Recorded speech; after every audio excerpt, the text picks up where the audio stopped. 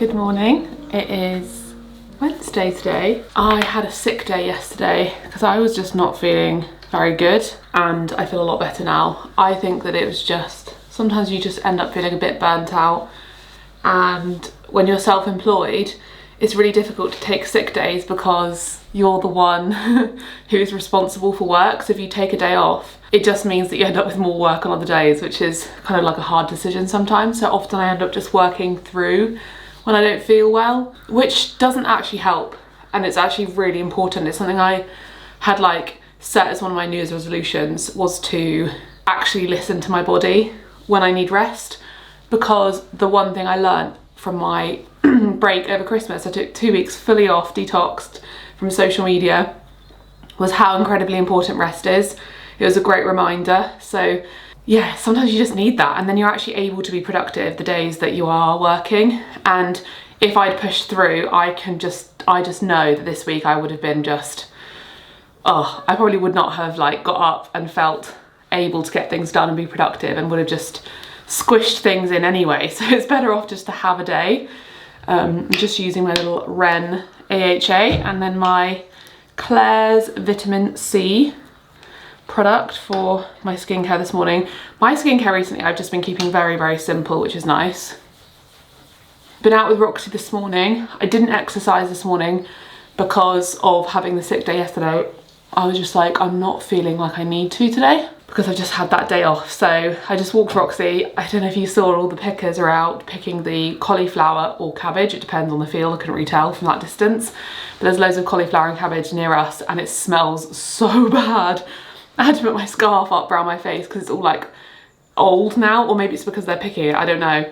Might as well let you know all the bits I use. The deodorant I use is the Salt of the Earth natural deodorant, the spray, because I know lots of people ask for recommendations for natural deodorants, and this is one that I've always really loved.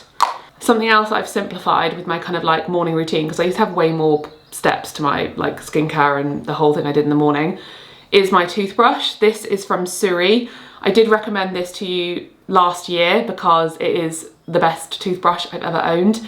It's so much better than the one I used to have. Alex and I used to share a toothbrush with different heads, and it wasn't very pretty, and it would always die. I had to charge it all the time, and I would always take a like handheld toothbrush traveling because it would always run out of battery and I don't want to have to pack the charger.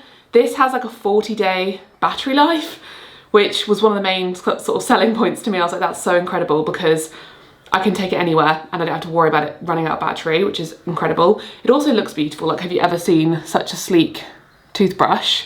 It's so nice. It comes in lots of different colours as well. Alex has got a blue one, I've got a green one. He got one because I told him how great this one was, and he loves it as well. It also has like a mirror mount. I'll show you maybe on screen here. So it's very sleek in your bathroom, which matters to me. Like, I love my rooms feeling very like pretty and everything looking lovely. So I don't like loads of things being out on the counter, and usually toothbrushes aren't the most aesthetically pleasing thing. So these are super sleek, minimal, and just, they look lovely in the bathroom. It's also a sonic toothbrush. It's a nice powerful clean, and it's very gentle clean. I've had other toothbrushes that are like, they almost feel like your head is vibrating. They're so intense. This is very gentle but also sonic, so it's going to make your teeth sparkling. And I do get questions about my teeth and whether I whiten them. I had Invisalign before our wedding, so that was nearly 3 years ago, or 2.5 years ago, and I got them whitened for that. I haven't had them whitened since, but they have stayed pretty white. I don't know if that's normal when you have your teeth whitened to stay that white for that long after, but I have noticed, well, I noticed that they were kind of losing their whiteness, and I have noticed since changing my toothbrush that they just look a lot cleaner and they feel a lot cleaner. And my lips are really dry, sorry, it's like so cold outside. But I feel like my teeth have become whiter again. I just feel like my old toothbrush was just old and worn because we'd had it maybe since like Brighton. I don't even remember when we got that one. So yeah, it's I think it's made a difference to how like white and clean my teeth are. Made from aluminium, and also the heads, this is one of the coolest things actually that really, really appealed to me, is that you can send the heads back and send them to be recycled. In fact, I need to do that with this one. So you take this head off, it comes with like a little bag that you put it in, and it sends back to Surrey, they recycle it. These are plant-based, and so you then get new heads. So you're not having to throw plastic heads in the bin, which I used to hate doing because it just felt very wasteful. That's why originally I used to use a bamboo toothbrush, but my teeth didn't like that. They didn't, I ended up with quite some teeth pain because of not cleaning my teeth properly. So I couldn't do the whole bamboo toothbrush thing and be more sustainable. So this is really, really great option somewhere in the middle where I'm actually able to recycle these. So if you have been interested in getting a new toothbrush and your old one is looking a little bit grubby, a little bit clunky, the charge is a bit big, it's not working so well, then I'd really recommend Suri and give it a try. I've got a 20% off discount code if you use Madeleine. I'll leave a link down below. And I really, really recommend. I probably will never change back because this is the best toothbrush and I love it.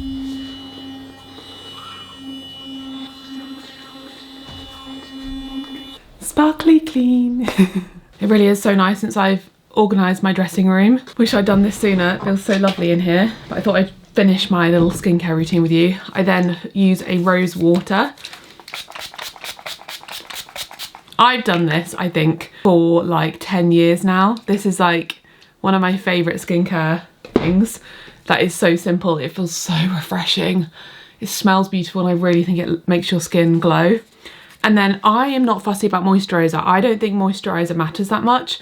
I just use the Sukin Sensitive Facial Moisturiser. I love Sukin. They're really affordable, a natural brand. And I just love that you can get them pretty much everywhere.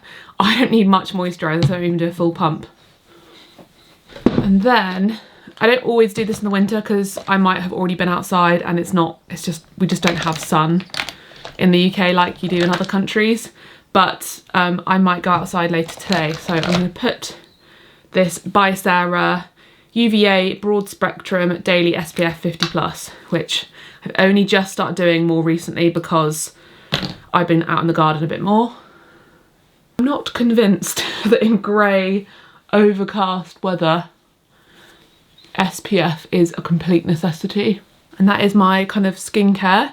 And now I'm going to do my makeup and get on with the day. I forgot that this jumpsuit existed. It was hanging up. I usually fold it, but Alex had hung it up, so I didn't realise it was there, and it's like the perfect thing I wanted to wear right now. I need to get like more of these. This isn't from a vintage shop, and it's so comfy.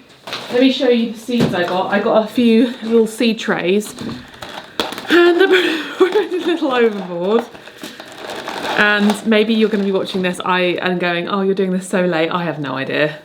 But I'm not going to compare myself to anyone. I did quite well the first year we did our vegetable garden, and then I was so enthusiastic, and then last year, because we were having the patio done, I was like, we're not going to do it this year. I don't need the pressure. So this year I'm going to do it in a very relaxed way. So we have cabbage, parsnip. This looks like a red cabbage. Oh, these are kind of stuck. Oh, they've got wet. Oh no. Red cabbage, and then because the bottom beds, I did do this. I did try doing this last year actually. Was it just that I thought I'd plant some flowers? I don't remember. Anyway, we've got some cosmos, some dahlias, sweet peas, more dahlias, more sweet peas, some leek, lettuce, cucumber, more lettuce because these were all February as well.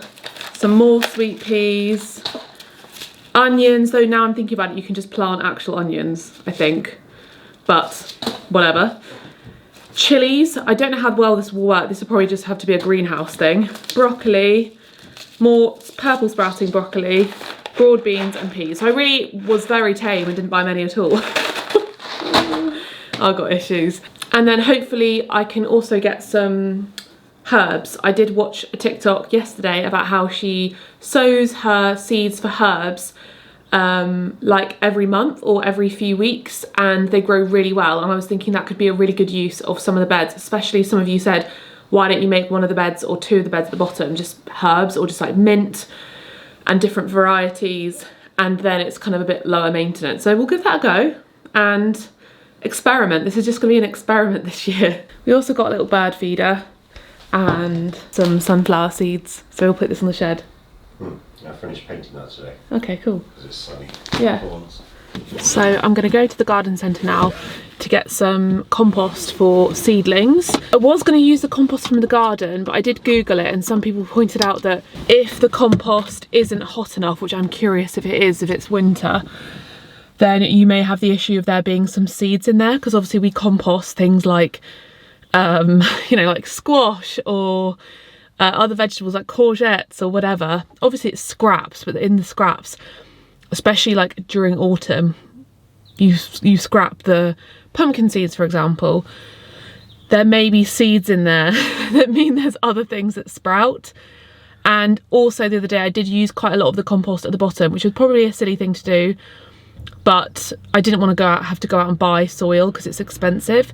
I used some of that compost to fill some of the holes that we had left over from when we removed the trellis. So it's one of those things that I'm just unsure, and I think probably safer just to buy a bag of compost. And yeah, I feel like maybe in spring the compost from our compost heap will be a bit warmer, because I feel like, is it going to be hot enough? Because apparently it being hot is what kills the seedlings. So I'm learning, but I'm just going to buy a bag so it's simpler today, and then also get some, like, hopefully they've got some little sticks that I can write on. I wonder if you can hear it in my voice that I'm so cold. I'm literally shivering. Our house, as much as I love our house, it is so freezing cold. I'm sitting in this car, it doesn't feel any different to sitting in the house. Like, it's so freezing. We have the heating on, we've got the Arga on. Like, it's just unbelievably freezing. So I was literally sat there with a hot water bottle like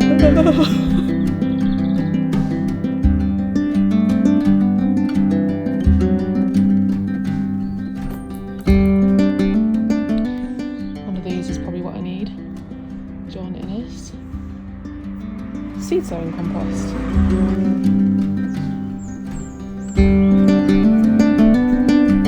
Got all my bits, that was rapid. I got some extra seed trays just because I was worried I wouldn't have enough. Some little lollipop sticks to label and a bag of compost. So I'm gonna go home, have lunch, and then we can do some planting.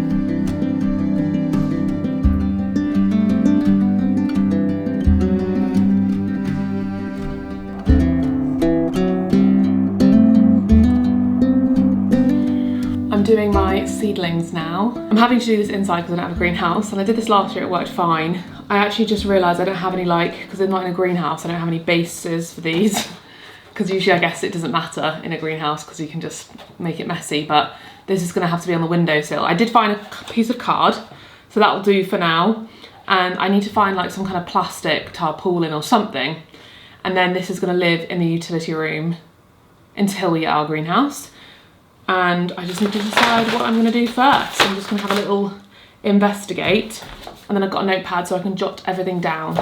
Will make too much mess. I could do it outside, but I'm just not in the mood. It's so cold. I can't deal with that. If I don't have a greenhouse, I can't just do this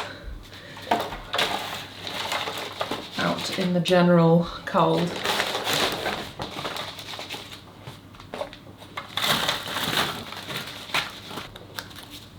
So let's separate the flowers. Flowers. And some of them you can sow straight outdoors. So the beans can be sown straight outside, like under a cloche. So I'm going to leave those for now. Maybe we could do vegetables and flowers. So a few of these can just be sown outdoors, like in March. So I think these are fine to just go straight outside and see what happens.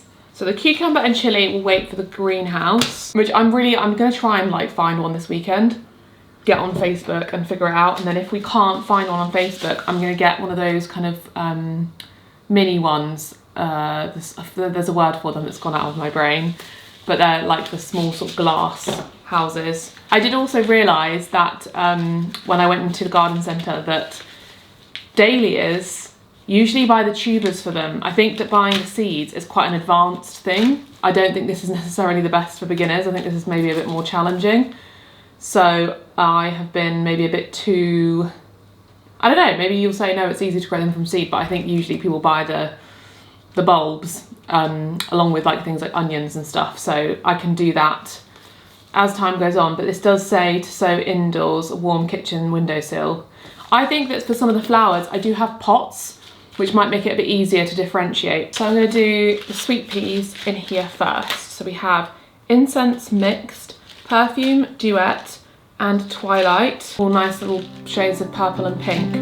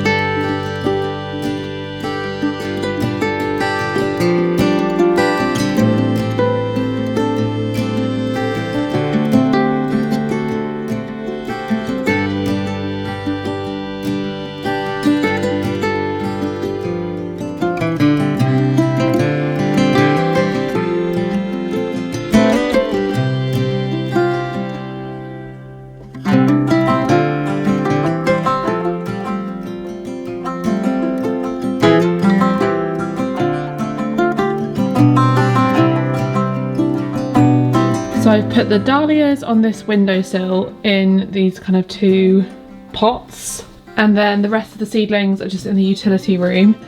So got the vegetables, sweet peas and cosmos, and there's loads more room in there for other plantings. I figured I'll just do one every week so that hopefully through the summer I have, well, I'll use this as my like cosmos one, and I can just plant more weekly so that you have like, I guess, cutting flowers throughout the season. I think a lot of these you have to like plant out into bigger pots, so hopefully by then I'll have a greenhouse. I'm trying not to like get overwhelmed by it. Something about seed sowing overwhelms me because I want to know all the information and I want to like do it properly, but I just have to trust. I just have to be like, okay, this is one bit and I'll carry on as I go and we'll see how it works. And you can really only learn from doing it. I suppose it's because I want more.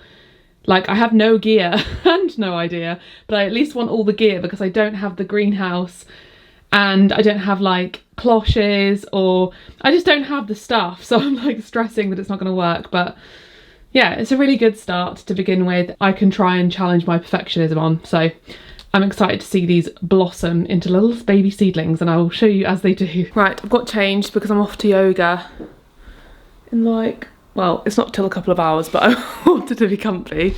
So why are you laughing at me? It's because I just finished doing a little bit of editing and I was like, I'm gonna get changed. So I've got my really old, really comfy jumper. I think I got this in Trago in like 2018 or something, or 2019. I have this long withstanding jumpers. Alex has 2 jumpers on because it was so cold outside. And then I've got my new like booty like sweatpants. I probably could have done with a bigger size, but they don't do a bigger size, so that's great. But I do have a bit of an issue with just women's leggings and women's sweatpants are never big enough for me because I'm tall. But they're still very comfortable, very soft. I've slicked my hair out my face because it was irritating me. And I'm going to show you, actually, Alex has finished painting the shed, so he wants to show me. So let's go see the shed.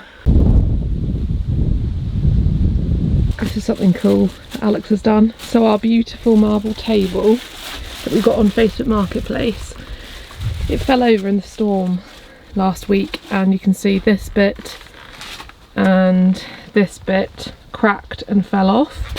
But Alex has very cleverly, using Gorilla Glue and lots of patience and lots of scraping, glued it back together. Because it's an outdoor table, you can see like there's rings from the pots that are on here. It doesn't matter that it's not perfect. It kind of adds to its character as part of it because it's an outdoor table. And then he just glued it back on. So we're hoping that that is all good now, because this is such a beautiful table and it came with such lovely chairs. Bit of a bodge job, but it was either that or get rid of the marble. That doesn't look bodge to me. That looks pretty good. Yeah. It adds to the character. Just make sure not to put anything too heavy on the edges. But it seems quite strong. This is the one that was recommended. And I was what is it? Gorilla Glue. This is one of the few I could find that would do stone for like outdoor waterproof stuff. There you go. What is it? Reuse, reuse, repair, recycle. Funny how it's like the underneath looks much nicer than the top. I feel like it was once re-glued underneath because the glue is quite heavy duty, and that's why it fell off, because the glue wasn't secure to begin with. It blew over. Well, yeah, but I think that it, well, maybe, but the whole top fell off. Yeah. So I hope this is more secure, and we just have to make sure we move it. It's just, it's so heavy as a table. Did not even cross my mind it would fall over, because it's literally cast iron and marble. But I guess because it's small. Try and push it.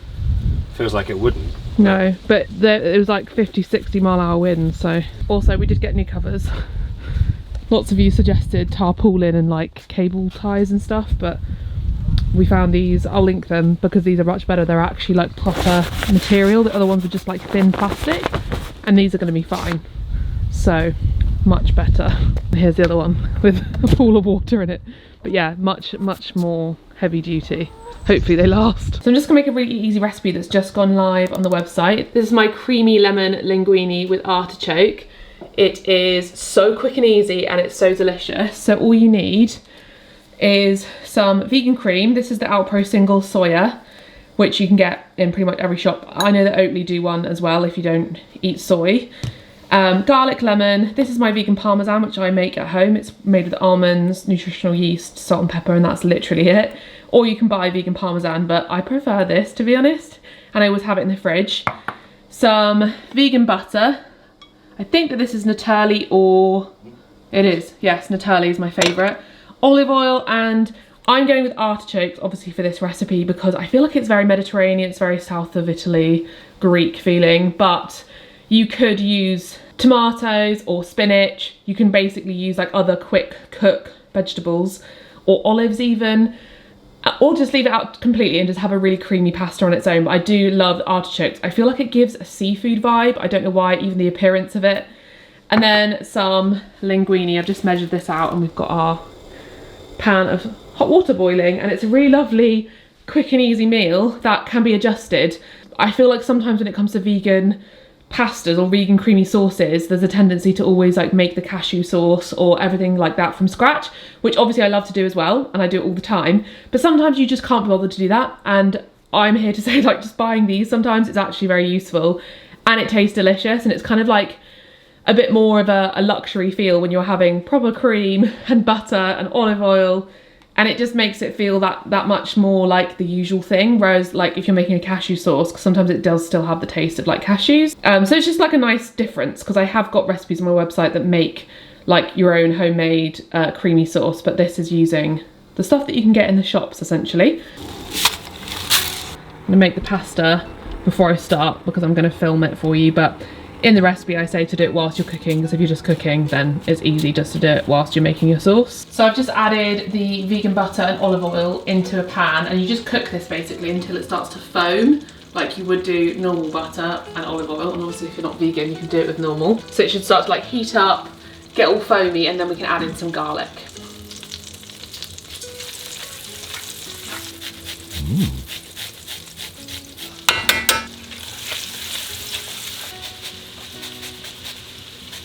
Stir and cook this until it's nice and fragrant. It should smell delish. Then add in some vegan cream.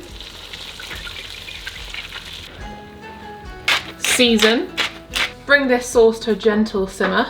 Pour in linguine, along with reserved pasta water. Squeeze in lemon juice and stir through some artichokes. Sprinkle with some vegan homemade parmesan.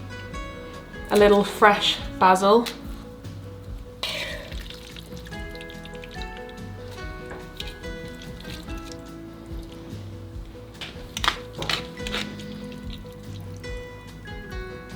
Look at that, that's so rapid to make, and you can swap the artichoke, like I said, for like tomatoes, olives, whatever. The artichokes, to me, they have a meaty texture, number one.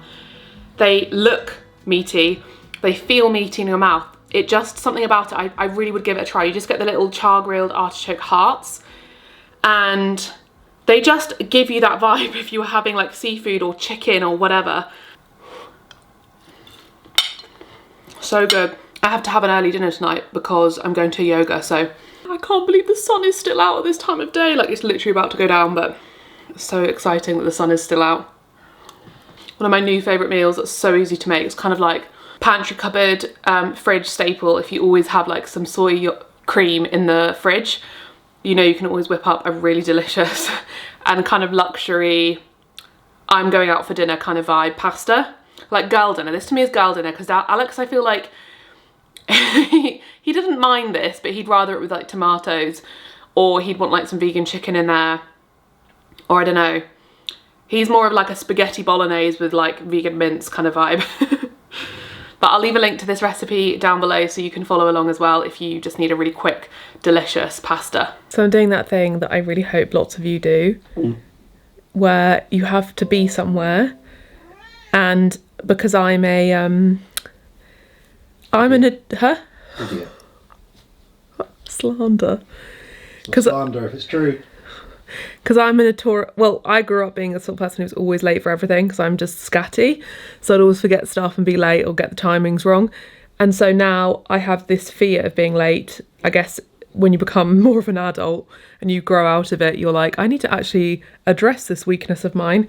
I always set alarms. So my rule is I have a 15-minute early alarm for places that are nearby and a half an hour early alarm for places that are further. So My alarm went off at 6. I've got to be there at 5:30. I need to leave at like 5:15. But I've been sitting around twiddling my thumbs ever since I finished work.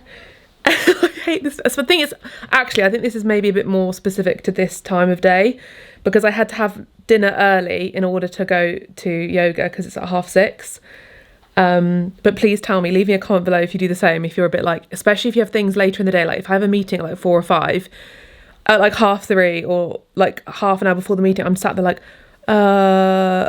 just like waiting for it to happen. I think it's mainly to do with the fact that it's a funny time of day to be going out in the evening and to be like doing something. So I don't know what to do with my time in the meantime. I suppose I could have just watched some TV or read a book, but I'm just gonna go now and just be early. I'm here and I'm so excited for an hour and a half of yoga. Just lying on the ground, meditating and relaxing.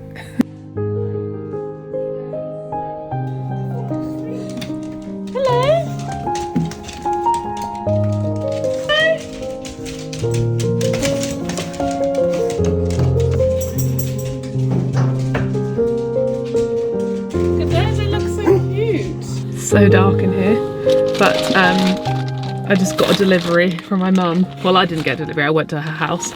She made some mini pasties. We have chocolate muffins and we have a little bit of upside down pear pudding. I'm gonna enjoy a chocolate muffin when I get home and a cup of tea. Let's finish this vlog by trying one of these glorious muffins. Look at that. This is so chocolatey. That's how muffins should be. Super duper, uber chocolate. I'm gonna make myself a peppermint tea, relax for the evening with probably loads of chocolate in my mouth. Time to go use my Suri toothbrush. That's the issue with muffins, isn't it? I'm talking to my husband, but he's ignoring me just for fun.